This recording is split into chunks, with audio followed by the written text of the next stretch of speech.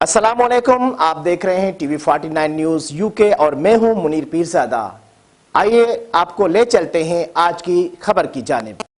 Saudi अरब में live musical concert मुनक़िद हुआ जिसमें पाकिस्तानी और भारतीय शहरियों समेत दीगर गैर मुल्कियों की बड़ी तादाद लेजेंडरी गुलकार कुमार सानू की आवाज़ से खूब महजूज हुए। सऊदी अरब के साहिली शहर जद्दा में सज्जा म्यूजिकल कंसर्ट में जिसमें कुमार सानू समेत दीगर गुलकारों ने भी शिरकत की, जबकि मौसीकी के दिलदादा सैकड़ों पाकिस्तानी और भारतीय शहरियों समेत दीगर गैर मुल्की मौजूद थे। म्यूजिकल कंसर्ट में जहां स्टेज डांस परफॉर्मेंस ने खूब रंग जमाया, वहीं कुमार सानू ने अपने मधुर भरी आवाज़ में गीत गाकर मदाहों को खूब महसूस किया। इवेंट ऑर्गेनाइजर का कहना था कि कुमार सानू पाकिस्तान और भारत में यकसा मकबूल हैं। यही वजह है कि सऊदी अरब में मुकीम एशियाई ममालिक के अफराद के लिए म्यूजिकल कंसर्ट सजाया गया।